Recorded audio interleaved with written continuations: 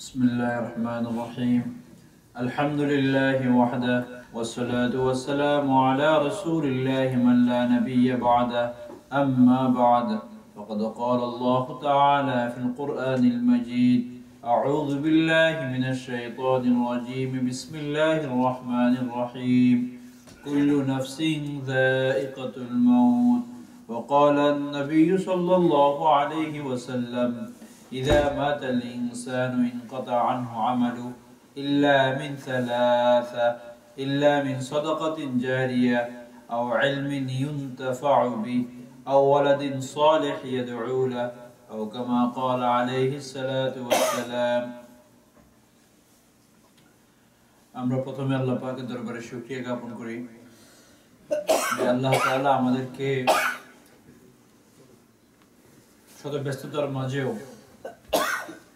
আরেকবার এই ধরনের মজলিসে এসে বসার তৌফিক দিয়েছেন। আমরা এই জন্য আমাদের এই নিয়ামতকে বারংবার পাওয়ার উদ্দেশ্যে আল্লাহ পাকের দরবারে শুকরিয়া জ্ঞাপন করি, বলি আলহামদুলিল্লাহ রাব্বিল আলামিন। দেখেন, আমাদের এই মিনিট বা সেকেন্ডের সমষ্টিকে বলা হয় লাইফ। এটাই টাইম, এটাই লাইফ। সেকেন্ডের সমষ্টিকে আমরা বলি মিনিট, আর মিনিটগুলো একসাথে হয়ে আমরা বলি ঘন্টা, ঘন্টাগুলো একসাথে হওয়ার পর আমরা বলি দিন। 24 ঘন্টা হলে একদিন হয়ে যায়। এরকম আবার দিনের সমষ্টিকে আমরা বৎসর বলি, বা 30 দিন হলে মাস বলি, 360 দিন হলে 65 দিন হলে আমরা বৎসর বলি। এটাই লাইফ। আপনি এটাকে ছোট থেকে ছোট করার পরে যেটা সবচেয়ে সিম্পল, সেটা হলো ব্রিথ, যেটা আমরা নিচ্ছি আর গ্রহণ করতেছি আর নিচ্ছি, শ্বাস প্রশ্বাস যেটাকে বলি, এটাই লাইফ। এই জন্য দেখবেন মানুষ একদম যখন নাকি ছোট্ট আকারে এই শব্দটাকে প্রকাশ করে তখন বলে যে শেষ, ওনার আর নিঃশ্বাস নেই, এখানে হাত দিয়ে দেখে, এটাই লাইফ।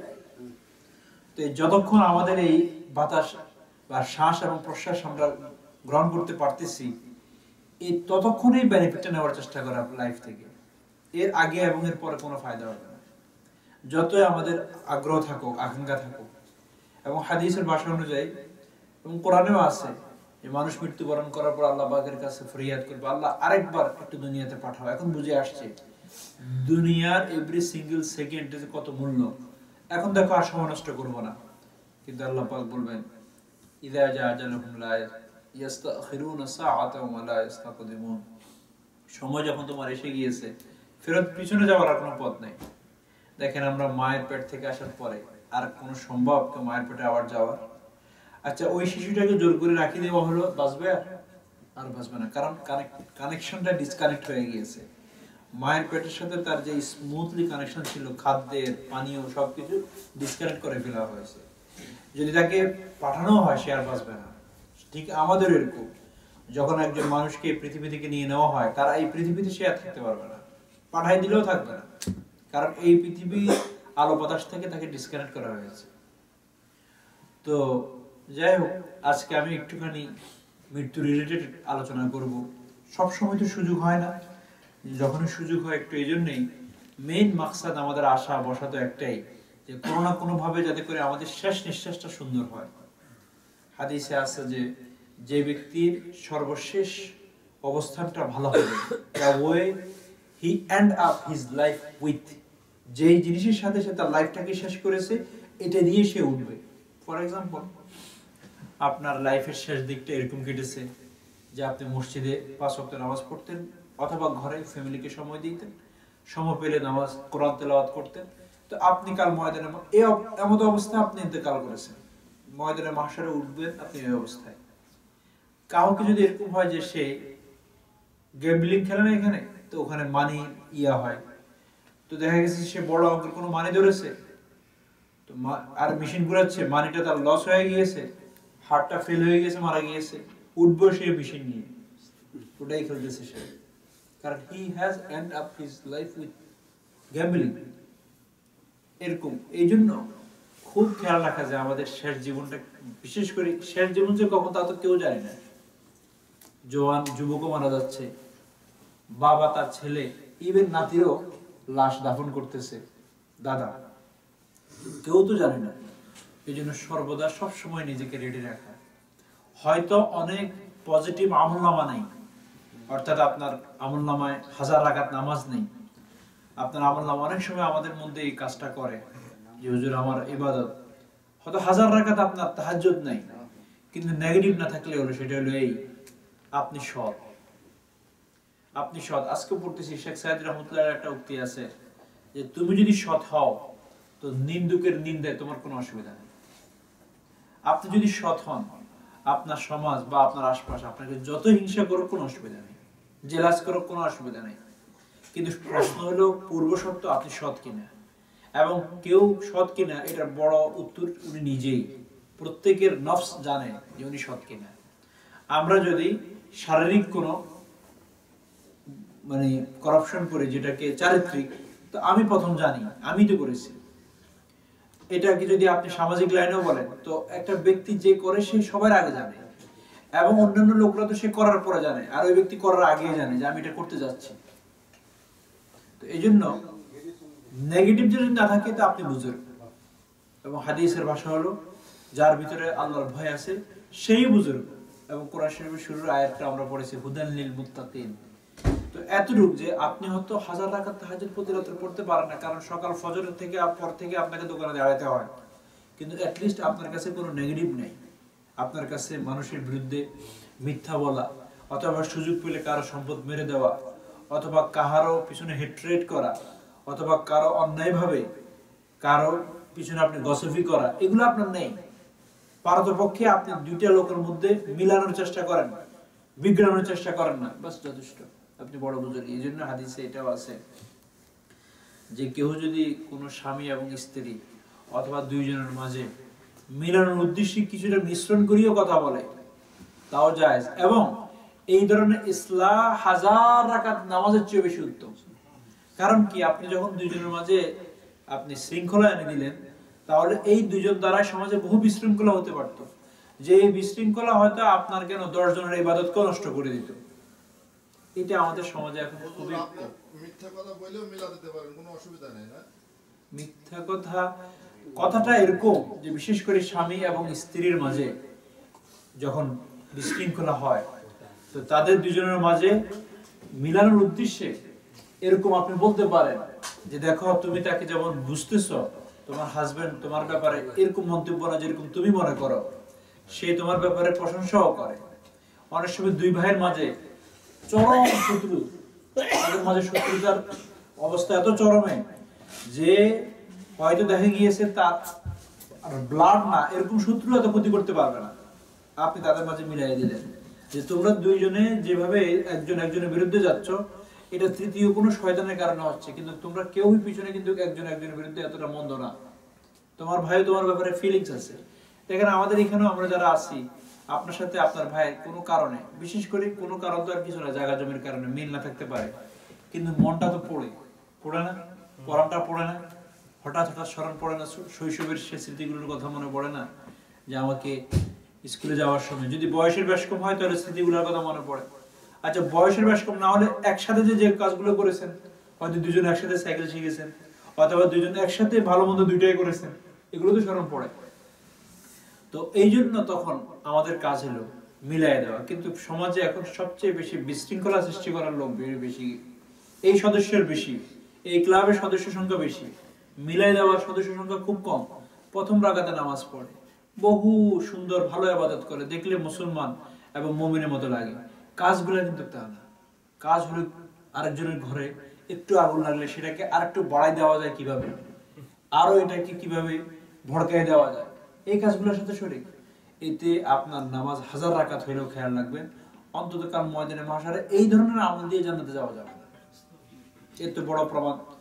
যেহেতু আমার আজকের আলোচনাটা রিলেটেড টু দ্যাট, আমাদের যারা চলে যায়, যারা আমাদেরকে বিদায় দিয়ে চলে যায় পৃথিবী থেকে, তাদের জন্য আমাদের কি করণীয়, অথবা যখন তারা চলে যায় আমাদের মনটা খুব পড়ে যে থাকলে তো কিছু করতে পারতাম। অনেক সময় এরকম হয়ে গেছে যে এখন আপনার আছে, কিন্তু যার জন্য করবেন তিনি নেই, মা অথবা বাবা। এক সময় তারা ছিল কিন্তু আপনারও ছিল না কিছু, তারা ছিল কিন্তু আপনার অবস্থাটা এতটা ভালো ছিল না যে কিছু খেদমত করতে পারবে। এখন আপনার খেদমত করার মতো, সেবা করার মতো অবস্থা হয়েছে, কিন্তু ব্যবস্থা নেই, তারা তো চলে গিয়েছে। আপনার অবস্থা হলে কি হবে সেটা আপনি ব্যবহার করবেন, যে সেই ব্যবস্থা নেই। তাদের কি করণীয়? আলহামদুলিল্লাহ, আল্লাহ পাক আমাদের একজন মুমিনের যে কষ্ট হবে এটা বুঝে শরীয়তের মাঝে এরকম কতগুলো রাস্তা দিয়ে দিয়েছেন, যেগুলো অ্যাপ্লাই করলে, যেগুলোর উপর আমল করলে অন্তত আপনি একটু পরিচিত লাভ করতে পারবেন যে যদিও আপনার মা বাবা, আপনার কাছের আত্মীয় স্বজন, আপনার প্রিয়জন চলে গিয়েছে, তখন আপনার করার মতো অবস্থা ছিল না, এখন আপনার অবস্থা হয়েছে, এখনো আপনি তাদের অবর্তমান, তাদের জন্য কিছু করতে পারবেন, যার দ্বারা একটা আপনার আত্মতৃপ্তি হবে, দ্বিতীয় তাদের আত্মাও খুশি হবে এবং তাদের আত্মা সেটার বেনিফিটে পাবে। এই জন্য আমি শুরু করেছি আয়াত দিয়ে, কুল্লু নাফসিন যায়কাতুল মাউত, যে প্রত্যেক আত্মায় অবশ্যই মৃত্যুর স্বাদ আস্বাদন করবে, আর কেউ থাকতে পারবো না আমরা। তো প্রথম আমাদের যে বিষয়টা বোঝার, সেটা হলো যে আমরা যারা আছি এখন, চোখটা আমাদের খোলা আছে, তারা যারা চলে গিয়েছে তাদের থেকে এই কাজটা শিখেই নি যে আমার প্রিয়জনটা যেভাবে চলে গিয়েছেন, হয়তো তার যাওয়াটা সুন্দর হয় নাই, তাদের মধ্যে কেউ কেউ হয়তো দেখেছেন যে দুনিয়ার মধ্যে ডুবা অবস্থায় ছিল, এমত অবস্থায় উনি চলে গিয়েছেন, পারেন ডিসকানেক্ট হতে। দেখেন এখানেও একটা শব্দ আমি আপনাদেরকে একটুখানি বলি, যে দুনিয়া থেকে আলাদা হওয়ার কথা বলার অর্থ এটা না যে আপনি যে বিজনেস করতেছেন এই বিজনেস থেকে আপনাকে আলাদা হয়ে যেতে হবে। আপনি দোকানদার অবস্থায় মারা গেলে তাহলে আপনার মৃত্যুটা সুন্দর হলো না, এটা না, ব্যাপারটা এটা না। কোরআন শরীফে একটা আয়াত আছে যেটা আমরা অনেক সময় কোরবানির সময় পড়ি, কুল ইন্না সলাতি ওয়া নুসুকি ওয়া মাহইয়ায়া ওয়া মামাতি লিল্লাহি রাব্বিল আলামিন। তারপরে আবার আছে লা শারীকা লাহু ওয়া বিযালিকা উমিরতু ওয়া আনা আউয়ালুল মুসলিমিন। তারপরে আমরা রব্বানা তাকাব্বাল মিন্না ইন্নাকা আনতাস সামিউল আলিম, বিসমিল্লাহি আল্লাহু আকবার। এরকম করে আমরা কোরবানি জবাই করি। গরু জবাই করেন না, তখন অনেক দোয়া আছে, এর মধ্যে এটাও একটা আছে, ইন্না সলাতি ওয়া নুসুকি। ইন্না সলাতি মানে হলো আমার নামাজ। কি অর্থ? নামাজ, এটা তো আমরা সবাই বুঝি। আর ওয়া নুসুকি মানে হলো, এর প্রথম শব্দের অর্থ মানুষ মনে করে কোরবানি, এটা হলো একটা প্রধান অর্থ। নুসুকের অর্থ হলো কি? কোরবানি। তাহলে বিষয়টা কেমন লাগলো যে এত ইবাদত রেখে নামাজ আর কোরবানিটা আল্লাহ পাক নিয়েছেন, যে আল্লাহ আমার এই দুটো শুধু তোমার জন্য, লিল্লাহি রাব্বিল আলামিন। এই আয়াতের অর্থ হলো আমার নামাজ, আমার কোরবানি, আমার জীবিত থাকা এবং আমার মৃত্যুবরণ করা লিল্লাহি রাব্বিল আলামিন, সব আল্লাহর জন্যই, কোনো বান্দার জন্য না। এখানেও একটা প্রশ্ন জাগে, জীবিত হওয়াটা তো আমরা বুঝি নিয়ামত, মৃত্যুটা কিভাবে নিয়ামত হলো? আবার মৃত্যুটি তো কখনো আমরা নিয়ামত মনে করি না, কারণ যে কোনো নিয়ামতের তো মানুষ কি হয়? খুশি হয়। যেমন বেবি আসলে মানুষ কাঁদে না, হাসে, কিন্তু বেবিটা বিদায় নিয়ে গেলে নিয়ামত হলো কিভাবে? যাই হোক, আমি আগের চ্যাপ্টারটাতে আসি। ইন্না সলাতি ওয়া নুসুকি, নুসুক মানে হলো কোরবানি, এটা একটা প্রাথমিক অর্থ। কিন্তু হজের সমস্ত কাজগুলোকে মানাসিক বলা হয়, সেখানেও নুসুক শব্দটা দেখবেন লেখা থাকে মানাসিক হজ, এটা নুসুক থেকে আসছে। মুফাসসিরে কেরামরা বলেন যে প্রথমটা হলো সালাত, আল্লাহর হক, আর পরেরটা হলো বান্দার হক। যে কোনো ধরনের ট্রানজাকশনকে বলে নুসুক। যেমন আপনি যদি ব্যবসায়ী হয়ে থাকেন, আপনার বেচা কিনা, অথবা আপনার স্মাইলিং, অথবা আপনার ডিলিং উইথ ইউর ফ্যামিলি, আপনি আপনার ফ্যামিলির সাথে কিভাবে ডিলিং করতেছেন, আপনার চিলড্রেনদের সাথে কিভাবে করতেছেন, আপনার সোসাইটির সাথে কিভাবে করতেছেন, এগুলো সবগুলো হলো নুসুক। তো আল্লাহ পাক বলে যদি আমার জন্য যে ইবাদত করে সেটা আমার জন্য হয়ে থাকে, আর বান্দার সাথে তোমার যা রিলেটেড কানেক্টেড যতগুলো অ্যাকশন আছে, যেগুলোকে আমরা সামাজিক রীতি প্রথা যাই বলেন, এগুলো যদি আমার জন্য হয়ে থাকে তাহলে তুমি পারফেক্ট বান্দা। দেখেন নুসুক, এই নুসুকটা এখন যদি দেখেন আল্লাহ পাক দুটাকে একসাথে করেছেন, একসাথে আনছেন, তো দুইটাই আল্লাহ পাকের জন্য হতে হবে। যদি দেখেন যে কারো ইবাদত আল্লাহর জন্য, নুসুকটা ঠিক নেই, অর্থাৎ তার সামাজিক কার্যক্রম সুন্দর না, তো আল্লাহ পাক বলতেছেন যে তাহলে তোমার ওটাও কিন্তু কবুল হচ্ছে না। কারণ তোমার নামাজটা প্রথম পার্টটা, ইন্না সালাতটা রিফ্লেক্ট হতে হবে নুসুকের মধ্যে। তুমি যে নামাজি, এটা রিফ্লেক্ট করবে তোমার ব্যবসার মধ্যে। কিভাবে? যে এই লোকটা কখনো ধোঁকা দিতে চায় না, তাহলে তোমার নামাজ যে মানে প্রতিবিম্ব হয়েছে, রিফ্লেক্ট করেছে বা এফেক্ট করেছে, এটা বোঝা যাবে।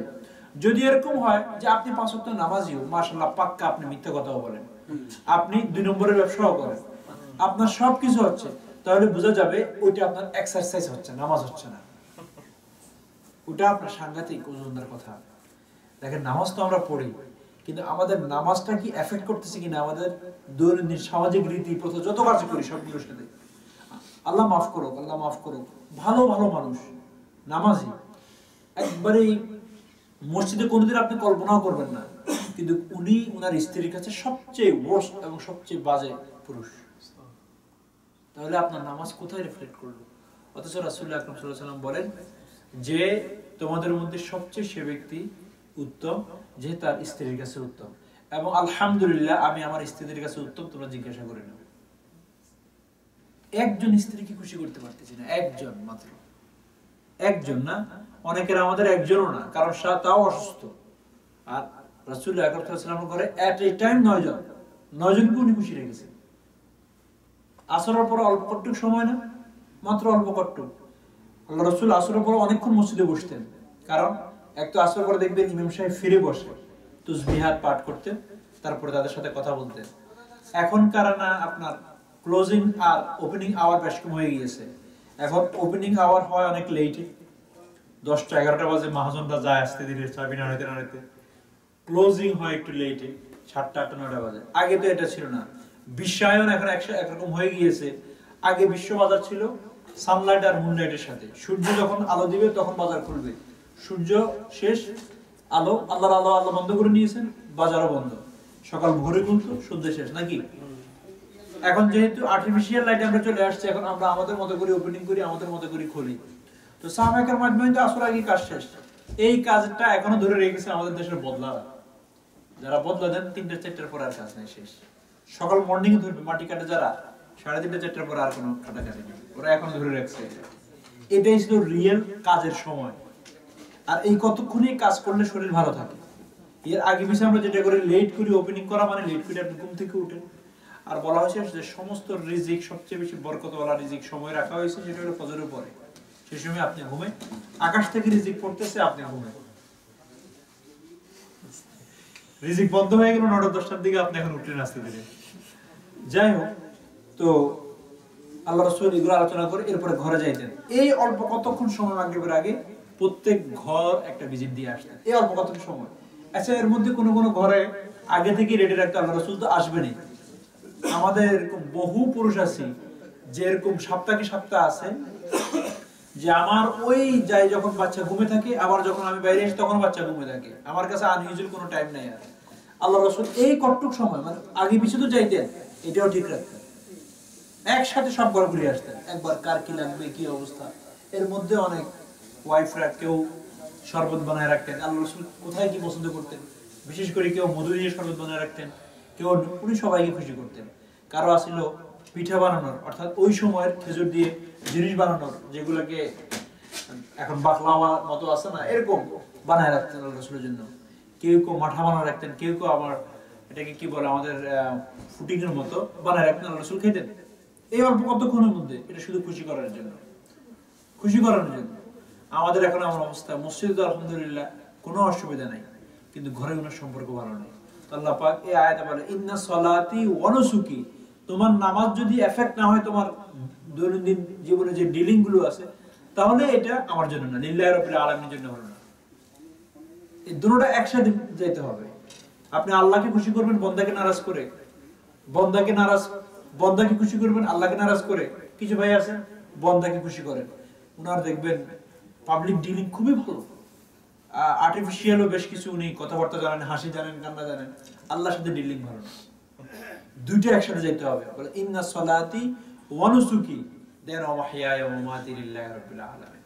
যাই হোক, সবচেয়ে বড় জিনিস সেটা হলো এই, যারা চলে গিয়েছেন তাদের মৃত্যুটা কেমন আমরা জানি না, হয়তো তাদেরকে অনেক সময় দেখা গিয়েছে যে তাদের এন্ডিংটা সুন্দর হয়নি, তো আমরা এটা শিখিনি। এইখান থেকে আমি আসছি। আপনি বিজনেস করেন, কোনো অসুবিধা নাই, কিন্তু বিজনেসে আপনি সৎ হলে আপনি ঠিক মতে আছেন, কোনো অসুবিধা নেই।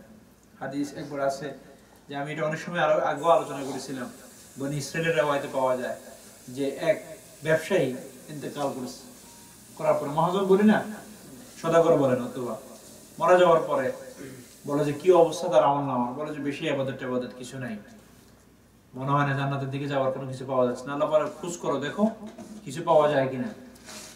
বলে যে এই সদাগরের কিছু ইউনিক জিনিস পাওয়া যায়, যেগুলো সাধারণত সচরাচর অন্যদের ভিতরে পাওয়া যেত না। বলে যে কি? বলে যে এই দোকানের সমস্ত কর্মচারী যারা কাজ করতো এদেরকে কিছু নিয়ম বেঁধে দিয়েছিল, যে যদি কখনো কেউ দোকানে এসে যায় আর সে বলে যে আমার কাছে এই মুহূর্তে পয়সা নাই, বাকি চাই নিলে দিয়ে দিও, আটকে রাখিও না। আর কেউ যদি এরকম হয় যে সদাই নিয়েছে অর্ধেক আর অর্ধেক এখনো বাকি, কিন্তু তার ওই অর্ধেক নেওয়ার মতো টাকা নাই, সদাইটা দিয়ে দিও। 2 নম্বর, কেউ বাকি নেওয়ার পরে আবার আসছে, তার খুব দরকার, আগের বাকির জন্য খোটা দিয়ে পরটা দিবা না, এরকম না, দিয়ে দিও। আর যে কোনো সময় দিতে একটু বেশি দিবে, দিতে একটু মাপে বেশি দিবে, আর কেউ দেওয়ার সময় বেশি নিবে না। এগুলা তার ছিল। কেউ যদি অনুনয় করে এসে বলে সে কোনোভাবে তার দেনাটা দিতে পারতেছে না, তাকে মাফ করে দিও। বলে যে বাহ, এটা একজন বন্দা, হের লিস্টিতে মাফ করার এত কিসিম, তো আমি তো তার রব।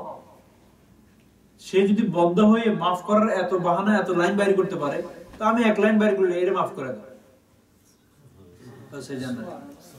দেখেন, তার কিন্তু বাহ্যিক নামাজের রাকাত নাম্বার বেশি ছিল না, তাহাজ্জুদ হয়তো খুব একটা ছিল না, ইবাদতের শর্ট ছিল, যেগুলোকে আমরা ইবাদত মনে করি, যেগুলোকে আমরা সাধারণত তেলাওয়াত কোরআন, সালাত, হজ, এগুলো কম ছিল। মুআমালা ডিলিং ছিল কত নিখুঁত, পিওর, আল্লাহ পাক মাফ করে দিয়েছে। তো এইজন্য এটাও কনসিডার টু ইবাদত।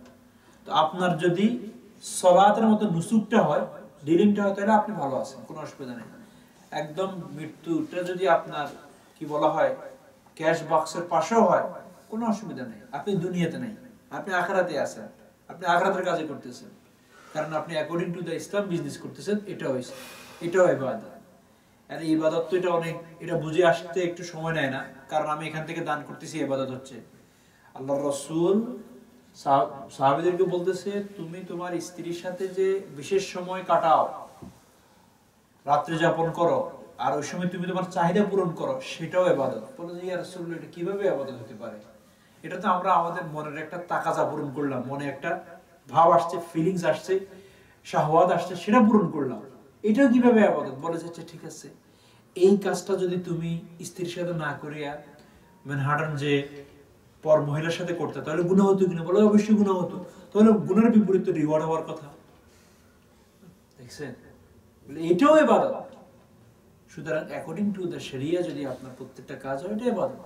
এটাই আমার মেন বলার উদ্দেশ্য, যে দেখেন, আমরা বিশেষ করে টাইম বাইর করে মসজিদে এসে বসে থাকার মতো সময় অন্তত ওয়েস্টার্ন কান্ট্রির লোকদের নাই।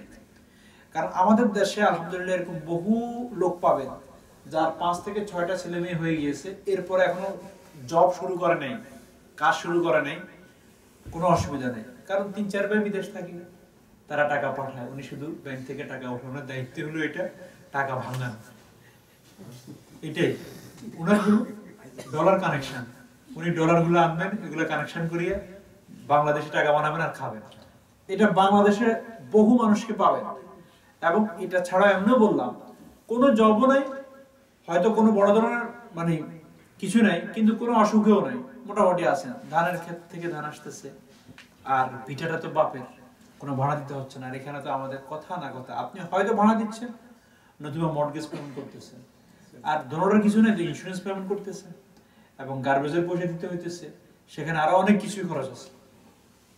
যদি বলেন যে সবকিছু আমার পেমেন্ট করা আছে, তো বয়লার নষ্ট হইতেছে, যেটা বাংলাদেশে বয়লার প্রয়োজন নেই, পুকুরে থেকে পানি আসতেছে, যার কারণে 4-5টা সন্তান পর্যন্ত কোনো অসুবিধা নেই। কিন্তু এটা আপনি এখানে কল্পনা করতে পারবেন না। 1 মাস কাজ না করেন তো হয়তো কোনোভাবে ডিপোজিট দিয়ে যে বাসায় ঢুকছেন, ওই মাসটা হয়তো কোনোভাবে মালিক কিছু বলবেন না, পরের মাসে আল্লাহ হাফেজ বলে দেবে। এইখানে এত সময় তো আমাদের নেই, কিন্তু এতটুকু তো পারবো, যেই কাজে আপনি আছেন সেই কাজে যদি অ্যাকর্ডিং টু দ্য শরিয়া আপনি রেডি থাকেন, তাহলে আমাদের বহু ভাই গাড়ি থেকে উঠে বাসায় আসছেন, শেষ। একটু বলছেন যে এখানে পেইন করতেছে, হসপিটাল গেছে, শেষ, তাই না ভাই? তো এই জন্য ভাই, যদি এতটুকু পারা যায় যে আপনার সালাত যতটুকু হোক আর না হোক, নুসুকটা ঠিক থাকে, পাবলিক ডিলিংটা আপনার ঠিক থাকে, ইনশাআল্লাহ আপনার মউতও খাতেমা বিল খায়র। আল্লাহ পাক আমাদের সকলকে শেষটা যেন সুন্দর হয়, সেইভাবে আমাদের লাইফটাকে লিড করার তৌফিক দান করেন। সাংঘাতিক বিষয়। দেখেন, হাদিসে আছে রাসূল আকরাম সাল্লাল্লাহু আলাইহি ওয়াসাল্লাম বলেন যে যখন আল্লাহ পাক কাউকে পছন্দ করেন, কাউকে মহব্বত করেন, তখন সেও আল্লাহ পাকের সাথে সাক্ষাৎ করাটাকে মহব্বত করেন। আল্লাহ যখন কারো সাক্ষাৎকে মহব্বত করেন, সেও আল্লাহর সাথে সাক্ষাৎ করাটাকে মহব্বত করেন। আর আল্লাহ যখন কাউকে ঘৃণা করেন, সেও আল্লাহর সাক্ষাৎকে ঘৃণা করে। তো সাহাবীরা বললেন, ইয়া রাসূলুল্লাহ, আল্লাহর সাথে সাক্ষাৎ করাটা হলো তো মৃত্যুর আগে তো আল্লাহর সাথে আমরা সাক্ষাৎ করতে পারি না। তো আমরা তো কেউ মৃত্যুকে ওইভাবে পছন্দ করি না, চাই না, তাই না? কেউ কে আসে উঠে বলে যে আমি শুধু মৃত্যু চাই, কখন আসবে না। মানে মানুষ আরেকজন মারা গেলে উনি একটু দূরে যায়, আজরাইল আমাকে না দেখে নেই, যদি আল্লাহ মাফ করুক এই মুহূর্তে মনে আজরাইল আশপাশে আছে, ঠিক মৃত্যুর আগে দিয়ে উনি হয়তো বলছেন চলে যাচ্ছে, পানি খাওয়ানো, ভাতিজা তুমি খাও, চাচা দূরে থাকতেছে, যদি আগে ধরে ফেলে ভাতিজারা বলবো যে তোর এখন অনেক বয়স আছে, আজরাইল যদি আমাকে দেখে ফেলায়। যাই হোক, তো আল্লাহ রাসূল বলে যে ব্যাপারটা এরকম না, তোমরা যেরকম মনে করছো। আসলে তো কথাটা এরকম লাগে না যে মৃত্যুকে তো আমরা কেউ মহব্বত করি না, যে আসো, কেউ আমরা এটাকে খুব প্রিয় মনে করি না। তো আল্লাহর সাথে সাক্ষাৎ করাটা করতে হলে তো আমরা মনে হয় পছন্দ করতেছি না। তার মানে হলো আমরা তাহলে এরকম কিনা যে আল্লাহ আমাদেরকে হেট্রেট করেন, এই জন্য আমরা আল্লাহর সাথে সাক্ষাৎটাকে অপছন্দ করি। আল্লাহ রাসূল বলছেন না, তোমরা যেটা মনে করছো এটা একটা যুক্তি আছে। আমার হাদিসের অর্থ হলো এই, যখন আল্লাহ পাক যাকে মহব্বত করে, যখন তার মৃত্যুর সময় আসবে তখন মৃত্যুকে সে মহব্বত করবে, সে চাবে আসো। মৃত্যুর যখন সময় হবে, যখন সময় হয়ে যাবে, এটা তো ইন জেনারেল, কেউ চায় না যে আমি মারা যাই, প্রত্যেকে মনে করে যে আমি রেডি নেই, এখন আমি আরো কিছুদিন থাকলে আরো কিছু ইবাদত করতে পারবো। কিন্তু যখন মৃত্যুর সময় এসে যাবে, যার সাক্ষাৎকে আমি আল্লাহ পছন্দ করি সে আমার সাক্ষাৎকে পছন্দ করবে, সে বলবে ওয়েলকাম, আসো তাড়াতাড়ি নিয়ে যাও। আর এটাই হলো আলামত যে একটা লোকের খাতেমা বিল খায়ের, সুন্দর মৃত্যু হচ্ছে। আর যার সাক্ষাৎকে আমি পছন্দ করি না, তার মৃত্যু আসলে সে ভাগতে চাবে, শুধু বলবো আমাকে ধরে রাখো, আমাকে নিয়ে যাচ্ছে, তোমরা আমাকে ধরে রাখো। এটা হলো যে মৃত্যু সুন্দর না হওয়ার আলামত। অনেক সময় এরকম হয়, মৃত্যুর যন্ত্রণাটা খেয়াল রাখবেন। আল্লাহ রসুল বলছেন যে আমি রসুল হয়ে এটা থেকে মুক্তি পাইনি। আল্লাহ রসুল ও মৃত্যুর যন্ত্রণা ফিল করেছেন। এটা এই জন্যই যাতে করে উম্মতদেরকে এই শিক্ষা দেওয়ার জন্য যে তুমি যত বড়ই হও, মৃত্যুর যন্ত্রণা তোমাকেও পাবে। বনি ইসরায়েলের একটা রাওয়ায়াতে আছে যে কিছু লোক এক কবরস্থানের পাশে দিয়ে যায়, নামাজ পড়ে তারা দোয়া করলো, আল্লাহ এখান থেকে একজন লোক উঠে দাও না, একটুখানি জানতাম মৃত্যুর যন্ত্রণাটা কেমন। তারা অনেকক্ষণ দোয়া করার পরে এক লোক উঠলো, বললো যে তোমরা কেন এত কষ্ট দিচ্ছ আমাকে, কি চাও তোমরা? বলে যে জাস্ট আপনার মৃত্যুর সময় কেমন লেগেছে। বলে যে তা তো জানি না, আমি যে মৃত্যুবরণ করেছি এই কবরে 90 বছর থেকে আছি, এখনো মৃত্যুর সময় যে পেইনটা আমার হয়েছে সেটা এখন থেকে সরে নেই। আর লোকরা বললো এই কথা বলে সে চলে গেল, কিন্তু তার কপালও নামাজের দাগ দেখেছি। বুঝতে পারতেছেন, এক নামাজি মৃত্যুর কথা বলতেছে, সে 90 বছর পরও বলে যে ওই পেইন এখনো, ওই ব্যথা অ্যাজ ইট ইজ ফিল করতেছি। বলে যে তার কপালে নামাজের দাগ দেখা গিয়েছে। এটা যদি হয় কপালে দাগওয়ালা ব্যক্তির মৃত্যুর অবস্থা, তো যার কপালে দাগ নেই তার কি অবস্থা? সাংঘাতিক। এই জন্য সবসময় মৃত্যুটাকে জাগরুক রাখা, এটাকে জাগরুক রাখলে লাভ হলো কি, যে আর কিছু হোক আর না হোক অপরাধ করতে মনে যাবে কম। অপরাধটা আমাদেরকে শেষ করে দেয়। আর এই অপরাধগুলোর মধ্যে সবচেয়ে বেশি অপরাধ চারিত্রিক অপরাধ, বিশেষ করে এই দেশে, যেগুলো আমাদের হাজার রাকাত নামাজকে শেষ করে দেয়। আপনি হাজার রাকাত নামাজ পড়লেন, কিন্তু আপনার এখনো বদ অভ্যাস যায় নাই। আপনার কতগুলো বদ অভ্যাস আছে, মানুষকে মানুষের সাথে লাগাই দেওয়া, অথবা মিথ্যা বলা, অথবা মিথ্যা বিষয় মানুষের মাঝে সন্দেহের প্রচার প্রসার করা। অনেক মানুষ আছেন এই একটা বদ অভ্যাস। বাস একটা খবর কারো, আমি আজকে মনে হয় দেখেছি কমপক্ষে 8-10 বার আমার ফেসবুকটাতে, হয় না এটা তো ড্রাগিং করা হয়, যতবার ঢুকি যে লাস্ট কি খবর, একটা মহিলা সম্ভবত এখানে ক্রেডিট কার্ডে ধরা পড়েছে, কি জানি নাম আপনার পুষ্পবা এরকম কিছু, এটা যতবার খুলি আবার, অর্থাৎ এত মানুষ এটাকে ট্যাগ, ভাই একজন লোক একটা অপরাধ করেছে খুব ভালো, আপনি এতবার এই অপরাধটাকে মানুষের সামনে বলার কি অর্থ? হয়তো কোনো ভুল হয়ে গেছে, অথবা এটাকে অনেক সময় বলা হয় ট্র্যাপে পড়া, অথবা অনেক সময় আছে না যে অবস্থার শিকার, তার নামটা কেউ না কেউ হয়তো ব্যবহার করেছে, বা কোনোভাবে একটা গ্রুপের মধ্যে পড়ে গিয়েছে। ভালো কথা, কোনো অসুবিধা নেই। আপনি এতবার মানে যে যেখানে পাইছে ওটাকে, এটা যদি কোনো মৃত্যুর সংবাদ হতো, এটা যদি কোনো বড় ব্যক্তির মৃত্যু হতো, এটা যদি কোনো অ্যাডভাইস হতো যেটা মানুষের জন্য ঠিক আছে, এটা একটা অপরাধ। একটা মহিলা হয়ে গিয়েছে, একটা মা, তার যে কোনো জিনিসকে গোপন রাখা আমাদের দায়িত্ব ছিল, এবং এটার বিচার হবে, সবকিছু হবে। আমার আপনি তো প্রচার করার কোনো অর্থ নেই। বুঝতে পারতেছেন ভাই, আজকালকে এগুলোকে অপরাধ মনে করা হয় না, যে আপনি কি প্রচার করতেছেন। অনেকে আছে যা তাকে ট্যাগ দেবে, বা অথবা এটাকে বলা হয় পাবলিকে পোস্ট করে দেওয়া। আপনি কি জানেন আপনি যে অপরাধ করতেছেন? এখন কি ওই সময় আছে নাকি যে আগের মতো মানুষ ওনার কাছে যে মিথ্যা কথাগুলো প্রচার করে? এখন তো ডিজিটাল আকারে।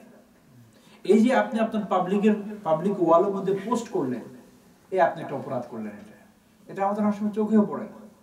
অনেকবার দেখলাম, আমার মনে পড়লো মানুষের আর কোনো কাজ নেই, এই অপরাধটা সবাইকে জানাইতে হবে কেন? এটা কি একটা, এখানে তো একটা হিজাবের বিষয় আছে। এটা একটা অপরাধ করে ফেলছে, ভুলও হইতে পারে, সামনে সে নিরপরাধ হইয়া বাইরে হয়ে যেতে পারে। আমি আর আপনি তো এটাকে প্রচার করতে থাকি, কে দায়িত্ব দিচ্ছে আমার আপনাকে? ভাই বুঝতে পারতেছেন? এবং ইন্টারন্যাশনালি যারা দিচ্ছে তারা এই মহিলার মান সম্মানটাকে আবার সুন্দর করে লেখে, দেশের নাম করা এসে এটা বলে মেইনলি তাকে আরেকটু বেইজ্জতি করার জন্য। এটাও কিন্তু একটা গুনাহ, আমরা অনেক সময় বুঝিও। আপনি শুধু একটু বলবেন যে এই জিনিসটা আমি যদি করি, উনি আমার সামনে থাকতেন আর আমি বলি আপনার এটাকে আমি 10 জনের কাছে প্রচার করেছি, উনি কেমন মনে করতেন? উনি কারো না কারো তো বোন, কারো না কারো তো স্ত্রী, হয়তো কারো না কারো মা। তো এগুলো আমরা একটু করার চেষ্টা করি। দেখেন হয়তো দেখা গেছে আপনি মসজিদে বসে পবিত্র জায়গায় বসেই পোস্ট করেছেন, এবং ফরজ নামাজের পরে যখন দোয়া কবুল হয়। কথা বুঝতে পারতেছেন ভাই? আপনারা যারা বয়স্ক আছেন, আপনারা বেঁচে গিয়েছেন, আপনাদের হাতে ওই ফোন নাই যে ফোন এগুলো করে। কিছু ভাই তো আছেন, এই জন্য বলতেছি কথাগুলো কাজে লাগার জন্য। এগুলো গুনাহ, এই ডিজিটাল আকারে আমরা গুনাহগুলো করতেছি। আরেকজনের হয়তো মিথ্যা, সামনে 2 দিন পরে খবর আসবে যে এটা সেই যাই হোক অবস্থার শিকার। তো কি হলো অবস্থা? এই জন্য আমরা খুব চেষ্টা করি যে আমার হয়তো সালাত আল্লাহর সাথে কানেকশন যেটা, সেটা ভারী নাও হইতে পারে, কিন্তু সেটার রিফ্লেক্ট এবং এফেক্টটা যেন আমার নুসুকের মধ্যে হয়, যেটাকে সহজে আমি এক শব্দে পাবলিক ডিলিংস, এর মধ্যে আপনার স্ত্রীর সাথে, সন্তানদের সাথে, সমাজের সাথে, ব্যবসা, অথবা যদি চাকরিজীবী হয়ে থাকেন বসের, সব কিছুতে বলতেছি, সেগুলো যেন ঠিক থাকে। তাহলে ইনশাআল্লাহ অটোমেটিক আমাদের এই পুরা জীবিত থাকাটা। এখন আসেন আয়াতের বাকি তাফসীরটা আমি করতেছি, যে জীবিত থাকাটা তো আল্লাহর জন্য, এটা খুব বুঝি। মৃত্যুটা আল্লাহর জন্য। এই যে হাদিসটা বললাম যে আল্লাহ পাক বলে আমি যার সাক্ষাৎকে মহব্বত করি, সেও আমার সাক্ষাৎকে পছন্দ করে। তাহলে হলো না? আপনি শুধুমাত্র যখন মৃত্যু আসবে আপনি বলুন ওয়েলকাম, আপনি দ্রুত যেতে যাচ্ছেন। ওয়া মাহইয়ায়া ওয়া মামাতি, আপনার মৃত্যুটাও আল্লাহর জন্য, লিল্লাহি রাব্বিল আলামিন। আর যে লোক এই কাজ নুসুক ঠিক থাকবে না, তার মৃত্যু হবে জাহান্নামের জন্য, আল্লাহর জন্য না। কারণ তার জন্য জাহান্নাম বসে আছে। আর যার মৃত্যুটা হবে সুন্দর, তার জন্য আল্লাহ পাক বসে আছেন, তাকে সোজা জান্নাতের দিকে দিবেন। তো আল্লাহ পাক আমাদেরকে ডিলিংটা এরকম করার চেষ্টা করেন, এরকম করার তৌফিক দান করেন, যাতে করে আমাদের জীবনটাকে আমরা যেরকম বুঝি আল্লাহর জন্য, আমাদের মৃত্যুটাও যেন আল্লাহর জন্য হয়, অর্থাৎ জান্নাতের জন্য হয় যেন, অর্থাৎ মৃত্যুর পরে আমাদের ঠিকানাটা যেন জান্নাতের। আল্লাহ পাক আমাদের সকলকে এই ধরনের লাইফ লিড করার তৌফিক দান করেন। যাই হোক, এটা তো বললাম আমরা যারা জীবিত আছি, চোখ খোলা আছে, আমি এটা আগে এই জন্য বলছি, পরটা যদি বলতে নাও পারে, অন্তত যারা জীবিত আছি তারা যাতে করে অন্তত একটা ট্র্যাকের উপর থাকতে পারে। এখন যারা চলে গিয়েছে, যেমন আমার এই ভাই দোয়া চাইলেন ওনার শ্বশুরের জন্য, আজকে কিছু পাক শাক বড়ি আনলেন, এটা একটা ব্যথা থেকে, যে আজকে হয়তো পৃথিবীতে থাকলেও তো ওনাকে খাওয়াইতাম, উনি থাকতেন, ওনার কিছু খেদমত করতে পারতাম। যদিও আমরা বলবো যে এর চেয়ে আরো ভালো ভালো পন্থা কোরআন এবং হাদিসে আছে। প্রবাসের বাড়িতে অনেক সময় কাউকে না পাওয়ার কারণে মানুষ ওই ব্যথাটাকে একটুখানি প্রশমিত করার জন্য খাওয়া দাওয়ার একটুখানি ব্যবস্থা করেন, হয়তো একটু ভালো লাগে এই জন্য। আমি বলবো না যে এটা করিয়েন না, তবে এনকারেজও করবো না যে এটা খুব করেন। এর চেয়ে আরো ভালো হলো যে এটারও যে টাকাটা, যে পয়সাটা, এটাও যদি কোনো গরিব বাংলাদেশে যদি কারো একজনের একটা বিবাহ যদি হয়ে যায়, আমাদের এখানে তো এই ধরনের একটা খাবার দিয়ে গ্রাম বাংলার একটা মেয়ের বিবাহ হয়ে যায়, 10-15 হাজার টাকা হলে একটা রিক্সা ডিমান্ড থাকে স্বামীর, তো একটা রিক্সা হয়ে গেলেই মোটামুটি বিবাহটা হয়ে যায়, আর বেশি একটা কষ্ট হয় না, আরো বেশি ফায়দা হয়। হাদিসে আছে রাসূল আকরাম সাল্লাল্লাহু আলাইহি ওয়াসাল্লাম বলেন যে যখন মানুষ মৃত্যুবরণ করে, তো মানুষের সব ধরনের কানেকশন ডিসকানেক্ট হয়ে যায় পৃথিবী থেকে। আমি আগেও বলছি যে শিশু যখন মায়ের পেট থেকে আসে, তার খাওয়া দাওয়া, নারী সব কেটে দেওয়া হয়, ঠিক আমাদের সবকিছু কেটে দেওয়া হয়, পৃথিবীর সাথে আর কোনো সম্পর্ক থাকে না। এই জন্য দেখবেন অনেক সময় আপনার সম্পত্তি তখন আপনার থাকে না, সারা জীবন তিলে তিলে। আমাদের এই কথাটা বোঝার খুব দরকার, এটার জন্য একটা টপিক দরকার, যে যারা আমরা সম্পদ উপার্জন করতেছি বুঝতে চেষ্টা করি না যে এটা আপনার না, সবাই এটা আমার, এটা আমার, এটা আমার, এটা আমার, সবাই এভাবেই আছে।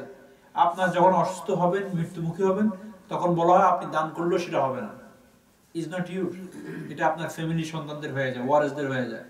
তো এই জন্য বলা হয় যে যখন মানুষ মৃত্যুবরণ করার আগেই সম্পর্ক ছুটে যায়, মৃত্যুবরণ করার আগেই সম্পর্ক ছুটে যায়। এই জন্যই তো আপনার মৃত্যুর পর পরে আপনার স্ত্রী ইচ্ছা করলে, মানে আপনার স্ত্রী ইচ্ছা করলে আরেকখানে বিবাহ করতে পারবে কিছুদিন সময় ইদ্যত থাকার পরে। কানেকশন আপনার সাথে শেষ থাকলে তো সে আরেকটা বিবাহ করতো না। তো দেখা যায় হাদিস বলে যে তার সমস্ত সম্পর্ক ডিসকানেক্ট হয়ে যায়। তারপরেও যদি তার জেনারেশন চায় যে আমার এই মা বাবার আত্মা ওখানে থেকেও আমাদের থেকে কিছু উপকৃত হোক, রাসূল আকরাম সাল্লাল্লাহু আলাইহি ওয়াসাল্লাম কতগুলো পথ বাতায় দিয়েছেন, যার মধ্যে থেকে আমরা এটাকে অনেক সময় মনে করি 3 দিন মনে করি, 40 দিনকে মনে করি, বাৎসরিক যে প্রথাটা মনে করি, এটা আসলে কোরআন এবং হাদিসের কোথাও নেই। দেখেন শুদ্ধ কাজটা করেন না করেন, কিন্তু অন্তত জানেন একটা অপরাধ তো কম হলো যে জানছেন আমল করেন নাই। আর যদি জানাও না থাকে, দুটো অপরাধ নিয়ে মরলেন, একটা হলো ভুল কাজ করছেন, এটা যে ভুল তাও জানতেন না, দুটো। তো একটা হলো যে মানে আল্লাহ রাসূলের মৃত্যু বা এই পৃথিবী থেকে বিদায় নেওয়ার পর থেকে নিয়ে 500 বছর পর্যন্ত কোথাও দেখা যায় না যে কেউ বাৎসরিক পালন করছে আল্লাহ রাসূলের। কারণ কারো যদি বাৎসরিক পালন করতে হয় তো সবচেয়ে প্রিয়, সবচেয়ে উত্তম এবং সবচেয়ে বীর পুরুষ বা সবচেয়ে মানে মানব কুলের মহাপুরুষ, মহামানব, তিনি তো আল্লাহ রাসূল সাল্লাল্লাহু আলাইহি ওয়াসাল্লাম। কেউ করেন নাই। আর তিনাকে মহব্বত করার লোকরা কারা ছিল? সবচেয়ে ওনার কাছে যারা ছিলেন, হযরত আবু বকর সিদ্দিক থেকে নিয়ে 4 খলিফা। কিরকম মহব্বত করতেন জানেন? কিরকম মহব্বত? এখন তো মহব্বতের মানে বিভিন্ন জায়গায় আশিকে রাসূল বলে, এত আশিক, এত ইশক আল্লাহ রাসূলের জন্য যে ফজরের সময় মসজিদে দেখা যায় না। যে মসজিদে আল্লাহ রাসূল পা হেসড়ায় আসছেন, যে সময় নামাজ ঘরে পড়া বৈধ, তারপর আর 2 জনের কাঁধের উপর ভর দিয়ে আসছেন, আর উনার মুরিদ বা উনার উম্মত তার পুরো শরীরটাই সুস্থ, তারপর আসেন না, ইশক নিয়ে ঘরে বসে আছেন, বলে যে এত ইশক, এটার ভার আমাকে মসজিদ পর্যন্ত যেতে দেয় না। সাহাবায়ে কেরামদের মাঝে ইশকটা এমন ছিল, যদিও এই আলোচনাগুলো আমরা সাধারণ পাবলিক বয়ানে বলি কম, যে আল্লাহর রাসূলের কোনো বর্জ্য, কোনো থুতু কখনো জমিনে পড়তো না, উনি দিতেন এটা ফালানোর জন্য, সাহাবীরা খেয়ে নিতেন। এখন খাওয়া না খাওয়া সায়েন্টিফিক গ্লাস দিয়ে সেগুলোর দিকে আমি যাচ্ছি না, এটাকে ইশক বলা হয়। এবং মানে যেহেতু ইশকের কথা বলতেছি না, শুধু এতটুকু, যখন উহুদের যুদ্ধে আল্লাহ রাসূলকে তীর মারা হচ্ছে, তো এক সাহাবী আল্লাহ রাসূলকে এইভাবে দিয়ে দাঁড়াইছেন, আল্লাহ রাসূলের ফেস হলো এদিকে আর উনি এইভাবে দাঁড়াইছেন। তো উনাকে মানে উনি এইভাবে যে দাঁড়াইছেন, এটার কারণটা এটা ছিল না যে উনি সামনে দিয়ে বুকে নিতে ওনার কষ্ট হতো, এই ভয়ে উনি পিঠ দিয়েছেন, এটার জন্য না। এই সময়ও যে আমি আল্লাহ রাসূলকে হেফাজত করতেছি, এই সময় আল্লাহ রাসূলকে পিঠ দিব না, এটা ডিসরেসপেক্ট, এটা অসম্মানী যে নেতাকে পিঠ দিয়ে দাঁড়াবো। এখন তো আমাদের বডিগার্ডদের পিছনে থাকে, উনি এই মুহূর্তে যখন আল্লাহ রাসূলকে সেভ করতেছেন, সমস্ত তীর পিছনে নিচ্ছেন, তো আল্লাহ রাসূলকে উনার বুক দিয়ে রাখছেন সামনাসামনি, ডিসরেসপেক্ট করবেন না। এখানেও ইশক, এখানেও শ্রদ্ধা রেখেছেন। এখন তো আল্লাহ রাসূল কোথায় মদিনা, আমরা এখানে, এখন আল্লাহ রাসূলের সুন্নত নিয়ে টিটকারি করা হচ্ছে। আশিকের রাসূলরাই সুন্নতের উপর কোনো পালন নাই তাদের, এর সুন্নতের কোনো লালন পালন তাদের কাছে নেই। এই সময়ও আল্লাহ রাসূলকে ডিসরেসপেক্ট করে নাই। আর এখন সুন্নতের কোনো আলামত নেই। সবচেয়ে বড় সুন্নতের নাম দিয়ে মজলিসে বসছে, মেইন সভাপতির দাঁড়িয়ে নেই, স্বয়ং শয়তানও হাসে মনে বসে বসে, দাঁড়িয়ে নেই। উনি আজকে সিরাত মাহফিলের প্রধান অতিথি। সিরাত মাহফিল বা আমি আর মিলাদ মাহফিল বললাম না, মিলাদুন নবী হলো সেটা, আল্লাহ মাফ করো, এটা হলো ওনাদের ইশক আল্লাহ রাসূলের জন্য ছিল।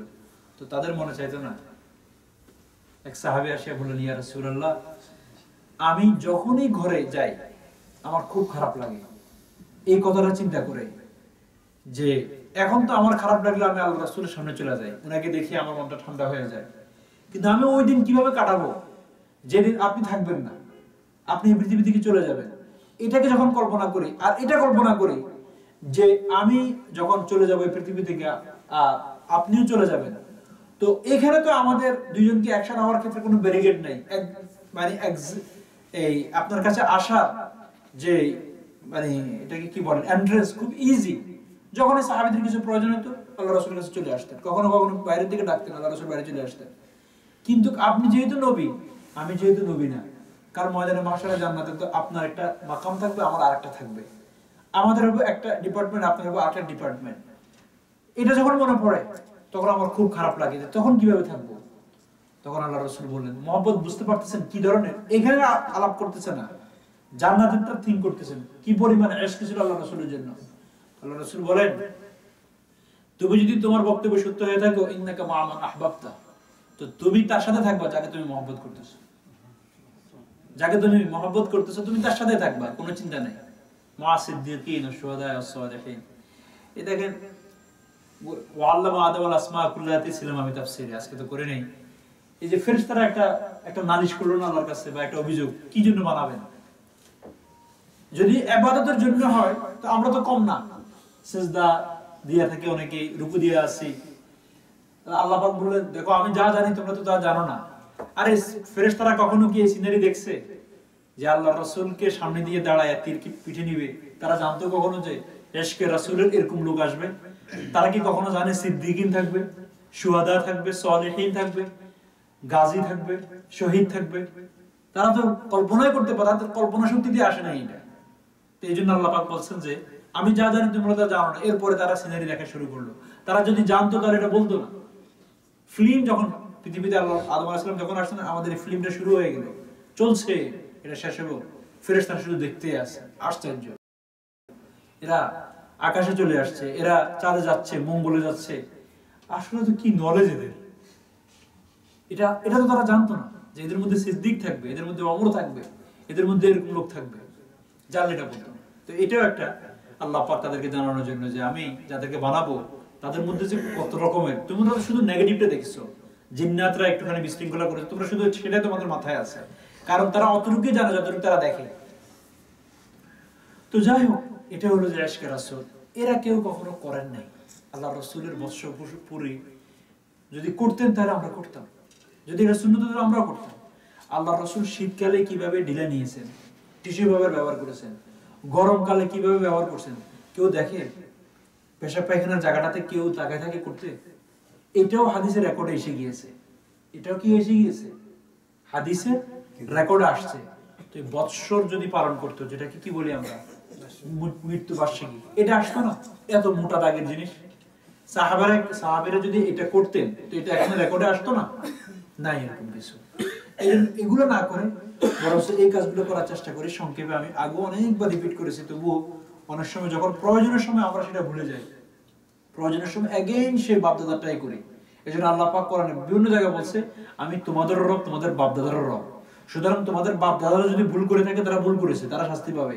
কে দিবে? হ্যাঁ, আমি একই রব, অন্তত তোমরা করে নেবে।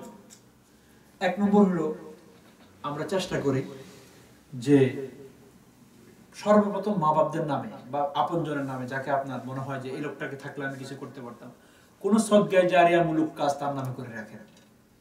সদগায়ে জারিয়ামূলক লোক কাজ হল মানে জনকল্যাণমূলক, যেটা সবসময় সেখান থেকে জনকল্যাণ, মানুষ বেনিফিটেড হচ্ছে, এরকম কোনো কাজ তার নামে করে রাখেন। আমাদের দেশে অনেক সময় নলকূপ আছে, উত্তরবঙ্গে পানির খুব অভাব আছে, দক্ষিণবঙ্গে অনেক সময় অনেক লবণাক্ত পানি, সেখানে একটা ভালো বসাইতে লাখখানেকের উপরে টাকা লাগে, বসায় দেন, তার নামে বসায় দেন। কালবাট আছে, পুল আছে, এরপরে এখন তো আরো প্রচুর জিনিস আছে, যেমন শিক্ষা প্রতিষ্ঠানে 10টা কম্পিউটার কিনে দেন, যেগুলো থেকে বাচ্চারা এলএম নলেজ গেদার করবে, এর পরবর্তীতে তারা বড় হবে। এই ধরনের জনকল্যাণমূলক কিছু কাজ করে দেন। ইনশাআল্লাহ যতদিন ওটা থাকবে ততদিন তারা বেনিফিট পাবে, ততদিন পাবে। এরপরে হাদিসে আছে রাসূলুল্লাহ আকরাম সাল্লাল্লাহু আলাইহি সাল্লামকে একবার জিজ্ঞাসা করলেন এক লোক এসে, যে ব্যক্তি ছিল পুরুষ, যে আমার আব্বা মারা গিয়েছেন, ইন্না আবি মাত, সে অনেক সম্পত্তি রেখে গিয়েছেন, অনেক সম্পত্তি রেখে গিয়েছেন, তো আমাকে কোনো কিছু কাউকে দেওয়ার জন্য ওসিয়ত করে যায় নাই। আমি যদি কিছু দান করি তার সম্পদ থেকে, তো তার কি কিছু ফায়দা হবে, উপকার হবে? বলে যে অবশ্যই, ওয়াই নট, না অবশ্যই করো, এটা খুব ভালো, আমরা এটাও করতে পারি। দেখেন অনেক ভাই আছে এখানে, বাংলাদেশের টাকা ভাঙিয়ে এখানে ঘর বানা যায়, এগুলো সব বাপে করে গেছেন কষ্ট করে, যে ছেলেটা বড় হবে কিভাবে চলবে, এই জন্য করে গিয়েছে। আলহামদুলিল্লাহ আজকে আপনি ওই বাপের সম্পদ থেকে খাচ্ছেন। তো কিছু অংশ বাপের জন্য দেন না, অসুবিধাটা কোথায়? এখানেও খুব কষ্ট হয়। আমরা বলি যে বাপে বহুত কষ্ট করে জড়াইছে, আমি এই জন্য কষ্ট করে খাচ্ছি, কাউকে দিচ্ছি। কথা হলো আরেক জায়গায় আছে, এক মহিলা আসে আল্লাহ রাসূলকে জিজ্ঞাসা করছেন, মরনা এখানে চলে আসেন, এসে পড়েন, ইনশাআল্লাহ শেষ করে দেব। উনি বলেন যে উনি যখন ছিলেন না, উনি অনুপস্থিত ছিলেন, এমন অবস্থায় ওনার আম্মা মারা গিয়েছেন।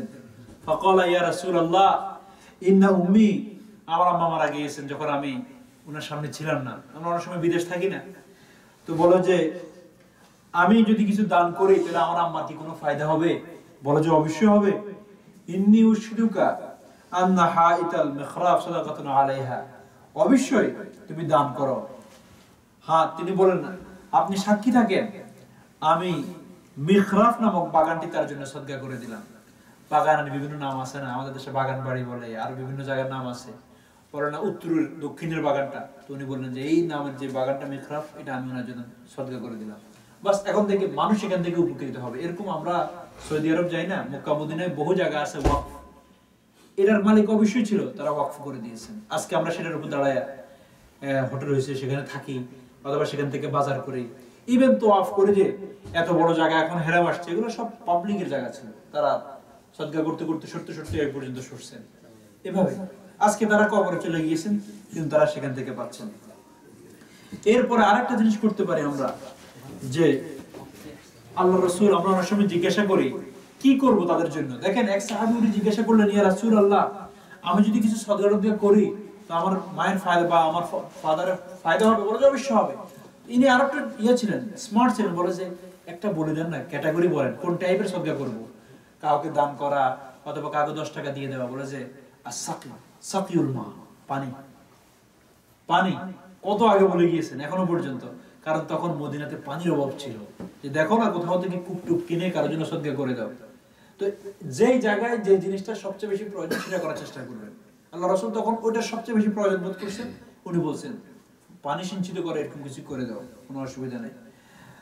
আরেক হাদিসে আছে রাসূল আকরাম সাল্লাল্লাহু আলাইহি সাল্লামকে জিজ্ঞাসা করা হয়েছে, উনি একই কথা বলছেন যে তোমার বাবার উপরে যদি কোনো ঋণ থাকতো আর তুমি সেটা আদায় করো, সেটা আদায় হবে না? হবে।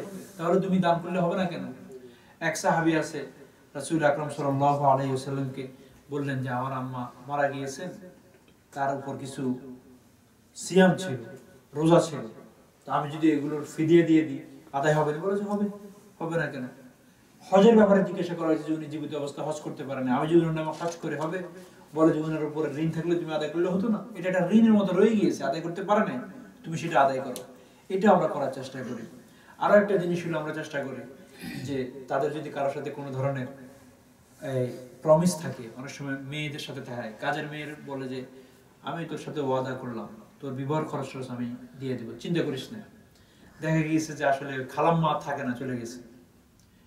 এখন আর ছেলে মেয়েদের কারো অত আগ্রহ নাই, কারণ ওকে রাখছে তো মায়ের জন্য, মা চলে গিয়েছে আর এখন প্রয়োজন নেই। কিন্তু একটা ওয়াদা মা করে গিয়েছেন, আপনি সন্তান হিসেবে ওয়াদাটা পূরণ করার চেষ্টা করেন। যদি কেউ ক্লেম করে আপনার মা অথবা বাবা আমার সাথে এই ওয়াদাটা করেছে, এটা চেষ্টা করেন। আচ্ছা, এটা হলো কাউকে কোনো কিছু দেওয়ার প্রমিস করা। আরেকটা হলো আপনার মা বাবা কোনো কিছু নিয়ে শপথ করেছে, কসম করেছিল, কিন্তু পূরণ করতে পারে না, এর আগে চলে গিয়েছে, অথবা পূরণ করার সক্ষমতাও হয়নি, আপনি জানেন, করার চেষ্টা করেন, এটা একটা ভালো কাজ, এগুলো করার চেষ্টা করেন। অথবা আপনার মা বাবা এরকম হইতে পারে যে তারা মৃত্যুর পরে আপনার কাছে কেউ এসে ক্লেম করলো তারা কোনো টাকা পয়সা পাবে। আমাদের দেশে আছে টাকা পয়সা পরে দেখা যাবে, আগে কাঙ্গাল বুস্টার হয়ে যায়, আগে কি হয়ে যায়, কাঙ্গাল বুস্টার। এটা করতে যে আমাদের এরকম অনেক প্রবাসী আছেন, গলায় ফাঁড়া দিয়ে টাকা নিয়ে যায়। এরা যদি বলে আমার লোকাল মসজিদে শুনছি এগুলোর দরকার নাই, এগুলো না করি, বরঞ্চ ভালো যে কাজগুলো সেগুলো করা। বলে যে তুমি তো সমাজে থাকো না, সমাজে তো আমরা থাকি। দেখেন, সমাজে এই অভ্যাসটা কুরাইশদের ছিল। কুরাইশদের অনেকে কেন ঈমান নেয় না জানেন? আমার সমাজে কি বলবে। এবং আল্লাহ রাসূলের চাচাও সেম কথা বলেছেন যে আমি জানি তুমি সত্য, সমাজ আমাকে বলবে, মরার আগে ভাতিজাটা শুনছে, সমাজ শেষ করে দিয়েছে। এটা আমাদেরকে এখন পেয়ে বসছে, সমাজ কি বলবে। আর সমাজ কি বলবে এটার ভয় আপনি করতেছেন, আসমানওয়ালা কি বলবে, আসমানওয়ালা কি বলবে। সমাজ আপনার কাছে বড় হয়ে গেল, এই জন্য আমরা সমাজের পূজা করতেছি। এটা না করে ঋণগুলো আদায় করার চেষ্টা করেন। ঋণ আদায় করি না আমরা, শুধু ইনিয়ে বিনিয়ে, বড় ভাই ছোট ভাইয়ের কাছে পাঠায়, ছোট ভাই বড় ভাইয়ের কাছে পাঠায়। বড় ভাই বলে যে আমি অনেক দিয়েছি, বিদেশ ছিলাম, ছোট মেয়ে আব্বার করে থাকে, ওর থেকে চাও। ছোট মেয়ে বলে আমি তো কোনো কাজে করি না, আমি নিজের তো খাইতে তো আমার পান্তা পুরায়, এভাবে করে, ভালো না এটা। এই জন্য খুব চেষ্টা করি। আরেক জায়গায় আছে রাসূল আকরাম সাল্লাল্লাহু আলাইহি সাল্লাম বলেছেন, উনি বলেছেন যে তোমরা এগুলো করতে পারো, যে আরবাউন, এই চারটা কাজ করতে পারো সদকা জারিয়া হিসেবে। আল ইতকু ওয়াস সাদাকাতু ওয়াল হাজ্জাতু ওয়াল উমরাতু। আল ইতক মানে হলো কাউকে আযাদ করে দেওয়া, তখন আযাদ করার বিষয় ছিল, এখনো আযাদ করার বিষয় আছে। আমরা হয়তো ওইভাবে বাস্তবিক ভাবে কাউকে কোনো গোলাম দেখি না, কিন্তু আমাদের সামাজিক ভাবে অনেকে গোলাম। যেমন কাজের মেয়ে, সে এক জায়গায় বন্দী, গরিব ছেলে সে এক জায়গায় বন্দী, এগুলাকে আজাদ করি, তাকে ফ্রি করে দিই, যে তুমি তো এই কিছু টাকা হলে তুমি ফ্রি হয়ে যাও, ধরো এটা। আল্লাহ রাসূল বলছেন আজাদ করে দেওয়া, কেউ সাফার করতেছে সেখান থেকে মুক্ত করে দেওয়া, এটাই আজাদ করে দেওয়া। আর দান করা, সদকা, হজ এবং উমরা, দেখেন এটাও চেষ্টা করেন। অনেক সময় অনেকের আছে আল্লাহ পাক পয়সা দিয়েছেন, একটা তো আপনি উমরা আপনার জন্য করেছেন, যখনই যাবেন বাপমার নামে উমরা করবেন, বারবার করবেন, কারণ তাদের সময় হজ উমরা করার ব্যবস্থা এত সহজ ছিল না। এখন আমাদের 1 2 3 সকালে শুনি যে ম্যানহাটন, বিকেলে কোথায়, এই তো মক্কায় চলে গেছে, দেরিও হয়নি, আবার পরের দিন চলে আসছে। এত সহজ হয়ে গেছে, পথ খাটো হয়ে গিয়েছে, ছোট হয়ে গিয়েছে, এগুলো আমরা করতে পারি তাদের জন্য। এরপরে সবচেয়ে বড় জিনিস হলো, যদি এরকম কোনো কাজ ওনারা করে যান যেটা আসলে শরীয়তের মানদণ্ডে ভালো না, না জানি করেছেন, এগুলো বন্ধ করে দিবেন, না হলে তো ওখান থেকেও সদকা জারিয়া পাইতে থাকবেন। আরেকটা হলো যে ওনাদের বন্ধু বান্ধব যারা জীবিত আছেন, বন্ধু বান্ধব, তাদের খেদমত করার চেষ্টা করবেন। মায়ের বোন, খালা আছেন, বাপের ভাই, চাচা আছেন, আর এদের সাথে আমাদের সম্পর্কটা দা কুমড়ার মতো থাকে। কারণ চাচা যান বাপ মরার জন্য বসে থাকে, মূল্যে ভাতিজাদেরকে সম্পদ থেকে কিভাবে বঞ্চিত করা যায়, তো ভাতিজা আর চাচার মধ্যে একটা সম্পর্ক এরকম থাকে। অথচ এই চাচাকে খেদমত করার কারণে বাপের আত্মা খুশি হওয়ার কথা। এখন কি অবস্থা দেখেন, হাদিসে আছে ইন্না মিনাল বিররি বাদাল বিররি আন তুসাল্লি আলাইহিমা মা সালাতিক ওয়া আন তাসুম আনহুমা মা সিয়ামিক ওয়া আন তুসাদ্দাক আনহুমা মা সাদিকাতিক।